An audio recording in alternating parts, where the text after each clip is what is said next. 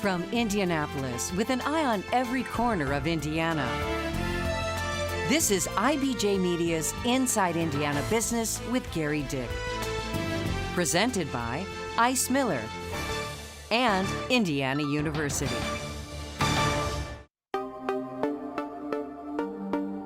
From the shores of Lake Michigan to the splendor of nature's seasonal transformation in Brown County.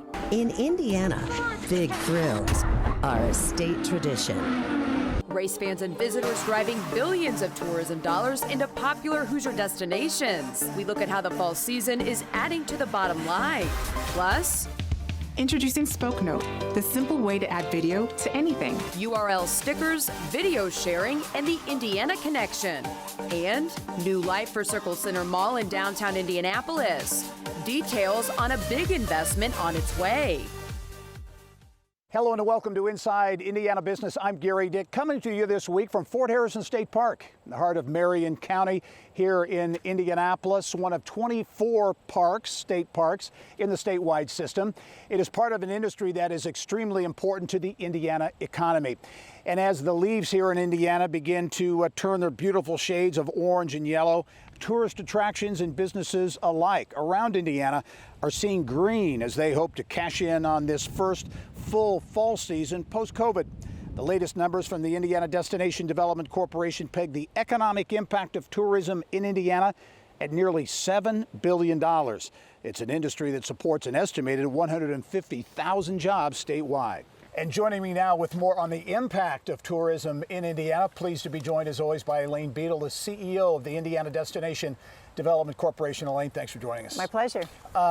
Fall is a big season. Right. You got a bunch of festivals. I know the Covered Bridge Festival over in Park County kicks off this week, the biggest festival in the state. How important is this time of year in that tourism sector? Well, it's important, and Indiana is beautiful in the fall, and so there's lots of things going on all over the state. And it's an opportunity for our own Hoosiers to enjoy life here, but also for guests to come, for visitors to come.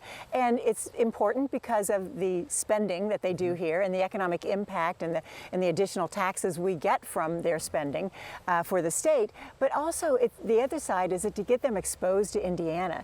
Every time a visitor comes and they see what Indiana has to offer in our quality of life and quality of place, that helps raise the perception of Indiana. And that individual may tell someone else. Someone else may say, oh, maybe I'll go check out Indiana. But you know, it's getting visitors here, again, very important, but also changing that perception to help attract talent and then to retain all those graduates that we have in our colleges and universities. We have to give them a true taste of Indiana. You know, the IDDC launched a big campaign in Indiana. It was launched in June at the Indianapolis Motor Speedway. Talk about that campaign, the goals, and how it's being received. Right. Well, absolutely. The reason we did this campaign is really to help all entities in Indiana to be identified that they're located here. And the beauty of it is the in Indiana is kind of the identifier, and then any entity can create their own headline. So visit Fort Bend State Park, and it could be listen to Inside Indiana Business in Indiana, all that on top of Indiana, so that we can build a body of knowledge out there and people who aren't familiar with Indiana of what's all here. I mean, the governor has often said that, you know, he gets in conversations and it's like Purdue, that's in Indiana, or Notre Dame. Yes, they're in Indiana. They know of these great assets, but they don't associate them with us. And so that's part of what that buildup is. And, you know, it's really been pretty well received. We've got, we're asking people to put it on their website, put it on billboards, do whatever, use it in your marketing. And we've got nearly 300 different activations already that we know about, because they can download the toolkits to do this at no cost and use them however they would like creatively. And so we've had, I think, good response from that, and we're excited about that and continue to tell our story and hopefully get even more. You talk about building, you and others at the IDDC, building the case for more funding for tourism. Indiana historically has been underfunded when it comes to these efforts. Budget writing session of the legislature coming up next year. Your thoughts and what you want to take to that body? Well, I think what we need to do, Yes, to your point, we have been totally underfunded. I mean, when you look at net what we get to spend for an organization and marketing the state, we're about $4.5 million. We're competing with Pure Michigan at $40 million, Ohio spending $35 million, Kentucky spending $50 million, Illinois spending nearly $90 million this year.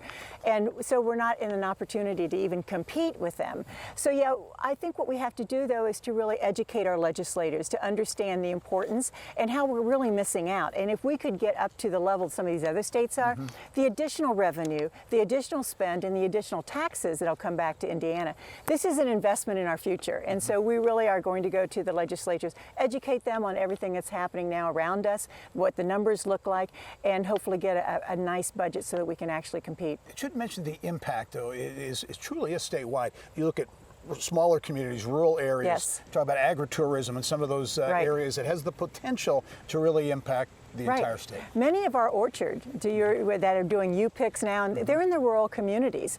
And this is an opportunity for everyone to participate because, again, as I mentioned, all the artwork is done for the In Indiana campaign. It's just a matter of downloading the free toolkits and making it your own by creating your own headline. And so we hope that this helps small towns, large cities, everyone in between, and all businesses, small businesses and large businesses can easily participate. All right, Elaine Bedel, the CEO of the Indiana Destination Development Corporation. Thanks as always. You're welcome. Thank you. Well, again, the colors are beginning to pop here in central Indiana and really throughout the state of Indiana. Leaf watching is a big tourism attraction here in the state of Indiana. A bit later in the show, our Mary Rachel Redmond with more on growing the agritourism sector here in the state and how Indiana farmers and businesses are cashing in. Meantime, Southeast Indiana could be another good destination to shoot for on a fall trip this year. From hiking at Clifty Falls State Park to taking in the quaint beauty of historic Madison along the Ohio River. It is a region in Indiana that we're showcasing on this week's Business and Beyond podcast with One Southern Indiana President and CEO, Wendy Danchesser.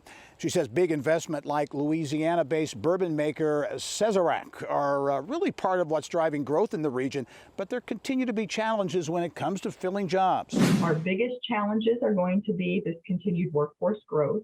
Labor force participation rates, I think, is a national problem that we're not immune to, but the solutions are going to be local. So how we continue to get people into the workforce, into positions, or at least into career tracks that are in demand, but also interesting and purposeful, and all the things that folks are looking for. We're sitting pretty to do all of that. Much more with One Southern Indiana's Wendy Danchesser on the next edition of the Business and Beyond podcast. That starts Monday at InsideIndianaBusiness.com. Well, coming up next, we will be back in studio with some exclusive details on a big jobs announcement. In fact, an all made in Indiana innovation combining stickers with video. The recipient scans the code with their smartphone and the video automatically plays. More on how that technology from Spoke Note is gaining traction and transitioning and translating into new jobs.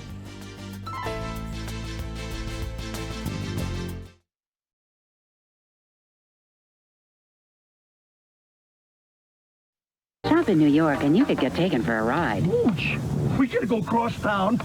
Shop in Chicago and you could get knocked for a loop. Move the car, now. But shop in downtown Indianapolis and you'll get all the urban delights. Circle Center? It's right over there. We're back in studio now. That was 1995 when Circle Center Mall first opened, serving as a centerpiece for the renaissance, the rebirth, really, of downtown Indianapolis. Since that time, community support has faded a bit. The retail landscape has changed dramatically, and what was the crown jewel in the heart of Indy, now really a shell of its former self. But things are starting to point in a positive direction for Circle Center. Indianapolis-based Direct Connect Logistics plans on moving its headquarters to the old Nordstrom location at Circle Center. It could wind up being well over 100 additional workers to the downtown Indy workforce. DCL is a leading retail logistics provider in the food, beverage, and cold chain markets. DCL President Nick Likens on the logic behind moving to the mall. We've had our roots in the downtown community for a long time. Obviously, like you said, Circle Center Mall has had its ups and downs, and we wanted to be a part of that revamp and bringing some life back down to the center of Indianapolis. Other signs of a turnaround at Circle Center. Cohatch operating a co-working inside the mall. North High Brewing is up and running at the old Granite City location as well. And nonprofit, minority-owned She Experience recently opened on the second floor at Circle Center. It's time now to go inside innovation. Well, when attendees at the Daytime Emmy Awards reached into their swag bags, they found this. A sticker created in Fishers that could revolutionize the way we share video. Spoke Note is the brainchild of Central Indiana serial entrepreneur and Launch Fishers founder John Wexler. John joins us now with more. John, as always, welcome and congratulations on this latest venture. Spoke Note, a big deal. I know you have big plans this week announcing new headquarters in downtown Fishers and 300 jobs. Thank you very much, Gary. Yeah, this is something that really has been in the works for a number of years. A friend of mine actually is the one that came up with the original idea that has kind of turned into Spoke Note. About a year and a half ago, we started prototyping and trying to figure out how we might turn this into a product, and we're super excited to launch with our flagship product, the sticker that you have in front of you. We're going to do a demo here to show folks how it works. But your idea here, you really want to try to revolutionize video and the way we share video, I guess. Absolutely. So this is the first of many products that we are creating. The idea is that we're creating a utility that will allow people to create and share short video. Right? It's not something that is as easy as you might think today. And so what we've done is we've created this idea that we think of it as the digital equivalent of the sticky note, much in the same way you would buy a pad of sticky notes, drag a marker across it and leave a note for someone. Instead, you peel this off, scan it, record a video. Wherever you put the sticker, the video plays. Okay, we're going to show folks how this works. Pretty simple to do. We'll see if we can do it. Here's the sticky note right here, which is a QR code that I will scan right now. Okay, I've done that. Now a prompt comes up on the screen that you see right here to create a video. Important to note too, Gary, that that is a browser experience. No app, no download, no registration. You do it right in your browser. Okay, and we're going to record a quick video here with John in studio. We are in the Inside Indiana Business Studios with John Wexler talking about Spoke Note and several hundred jobs on the way. I hit end. So I have I've done the video. All I do is press use video. And there's an upload button. And it's uploading now, John, so it's headed your way. So let's say you put this on a card, a note, a letter, a gift. You either would mail this to me or you would drop it off to a business location, or if you're sending a gift to a family member and you happen to be in Scottsdale, maybe working on your golf game, right? But you want to send a gift back and have your family member receive a message when they receive the gift. You just put this this sticker on the gift, and then what they would do is they would take their phone out when they get it. Now remember, this either went through the mail or was delivered to them. They scan the code. And then what happens is it's uploading right now. Normally it takes a second or two for that video to go up, and then I will show you what the view experience looks like. While that's going up, let me show you this. So you peel the sticker off, and that video will actually play. So get a shot of that. So and you're saying right now, actually, folks who are watching us at home can scan the QR code on their screens and be able to watch the video, right? Yeah. So it's up right now. In studio, we are in the Inside Indiana Business Studios with John Wexler talking about Spoke Note and several hundred jobs on the way. Very simple. So wherever that sticker goes, the video plays. So you think of it as kind of, again, that digital equivalent of a sticky note, and that's the way we're kind of capturing it in the mind's eye. Hey, we've only got 30 seconds, John. Very quickly, this is the tip of the iceberg, you think, right? The Post-it sticky notes, many other applications. Yeah, so we're creating a software platform that we think of it as a utility for the creation and sharing of short video. So we're talking about how do you do this at scale? How would a university use this to communicate with tens of thousands of stakeholders, and how does a nonprofit use it? We're building that kind of software to really make it scale. All right, we're going to be following the story. Spoke Note, big plans, 300 jobs, new headquarters in Fishers. John Wexler, as always, thanks very much. Thank you, Gary. All right. Well, we mentioned off the top of the show the economic impact of tourism in Indiana agritourism a big piece of the pie. Apples, pumpkins, hay rides, oh my. Coming up next, we'll have a look at agritourism numbers here at Tuttle's Orchards. You won't want to miss it. Next. Also in this week's IBJ, battery maker Empower are preparing to ramp up production at its Indianapolis facility. How IndyCar's rebirth is fueling innovation in motorsports. Why Hi-Fi in Fountain Square now an all-ages music venue, and closer look at what's on the line in the race for Indiana Secretary of State. That's coming up in this week's IBJ.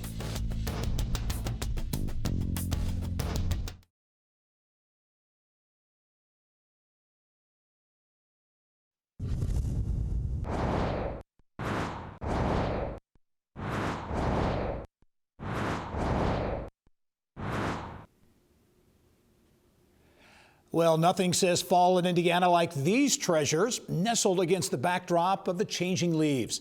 Of the state's nearly 100 covered bridges, nearly half located in the western part of Indiana, which is where the Park County Covered Bridge Festival is taking place beginning this weekend, the largest festival in the state of Indiana. Well, we highlighted Indiana tourism at the top of the show, and a big piece of the pie when it comes to seasonal revenue, especially in the fall, agritourism. Our Mary Rachel Redmond is on the farm now in Hancock County with a herd of kiddos at Tuttle Orchard. Mary Rachel. Well, Gary, fall is officially here, and there's no better place to spend a little time than the pumpkin patch. But believe it or not, there's a lot more to do than just picking pumpkins. Check this out.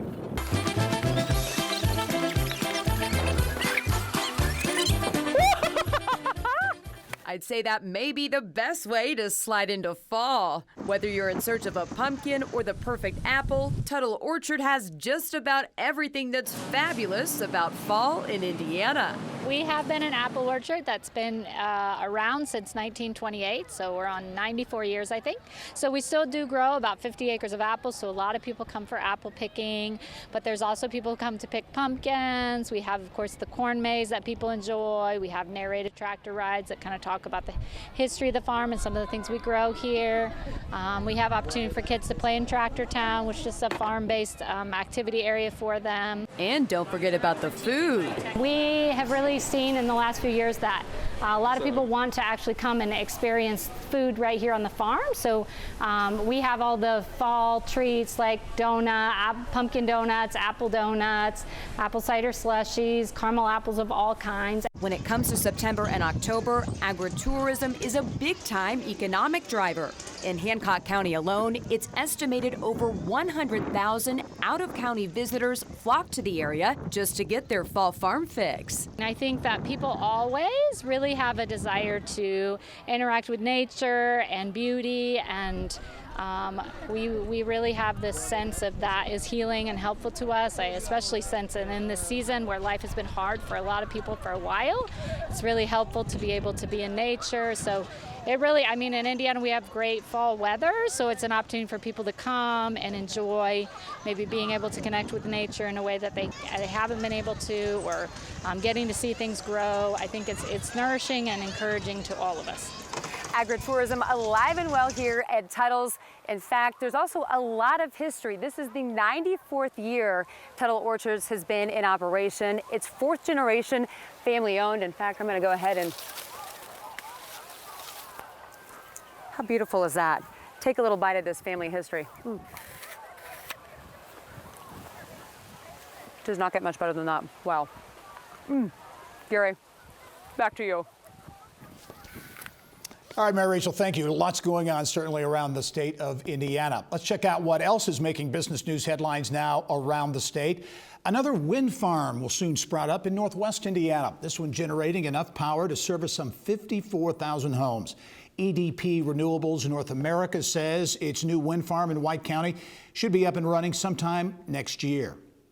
To Union County now in eastern Indiana, where Ohio-based global agribusiness The Andersons has purchased Moat Farm Services. That's a retail farm center headquartered in Union City. The Andersons employ some 2,400 people around the globe. And heading to Southeast Indiana now, growth for New Albany-based Simtech. The company broke ground this week on a nearly $3 million expansion to its Floyd County headquarters. Simtech manufactures precision machine parts, fabrication, and welding. Coming up next, patients outside of central Indiana now able to get a potential life-saving state-of-the-art prostate cancer scan. The Fishers and Indiana Health Connection coming up.